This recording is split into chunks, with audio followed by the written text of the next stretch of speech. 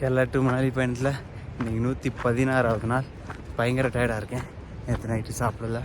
மத்தியானம் வெறும் ஆம்லேட்டும் ஒரு டீ மட்டும் சாப்பிட்டேன். அதனால் அங்கே நான் போய் சாப்பிட போகிறேன். இந்த இடத்துல ஒன்றும் கிடைக்கல. ஃபுட் வேண்ட் இருந்துச்சு, அந்த ஆள்கிட்ட கேஸு வேலை செய்யலைன்னு சொல்லிட்டார். செம்ம டயர்டாக இருக்குது, பயங்கரமாக பசிக்குது. ஓகே, இன்றைக்கி அந்த இடத்துல தான் டென்ட்டு போட்டு தூங்கியிருந்தோம். இப்போ நேரம் நம்ம ஸ்பிட்டி வேலையை நோக்கி நடக்க போகிறோம். அடுத்த வில்லேஜ் 30 கிலோமீட்டருக்கு அங்கிட்டு தான் இருக்குது. என்ன கதைன்னு சொல்லி போகிற வழியை பார்க்கலாம். ஓகே ஓகே, இன்றைக்கி சாப்பிட போகிறோம். சாப்பிட்டுட்டு கிளம்ப வேண்டியதான். எவ்வளோ ரேட்டு சொல்ல போகிறானுங்கன்னு தெரியல. இந்த இருக்கானு பாரு, டிஸ்காய்ஸ். இந்த ஊர் நாட்டு நாய்ங்க, முடியெலாம் நிறையா இருக்குது பார்த்தீங்களா. ஸ்னோ இதிலெல்லாம் நல்லா சர்வே பண்ணுவானுங்க அப்படின்னு நேற்று ஒருத்தர் நமக்கு சொன்னார். Tata bye bye.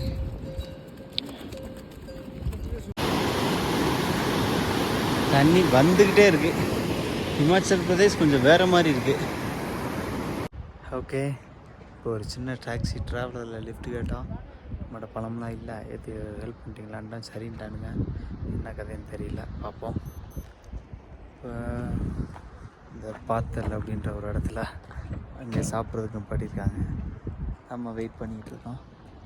Okay okay, நம்ம அந்த சத்ரு தங்கியிருந்த இடத்துலேருந்து ஒரு 4-5 கிலோமீட்டர் நடந்து வந்திருப்போம்.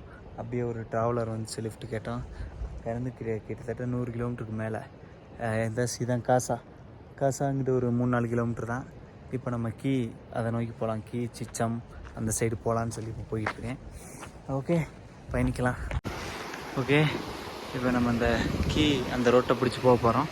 ஒரு சின்ன பிடிச்சி ஸ்டார்டிங்கில் இருக்குது, இதை கடந்து போகலாம்.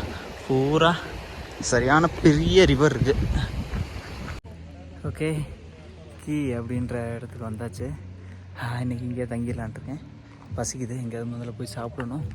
அதே சமயம் அந்த கீ மானஸ்ட்ரி நம்ம போகலாம். ஓகே.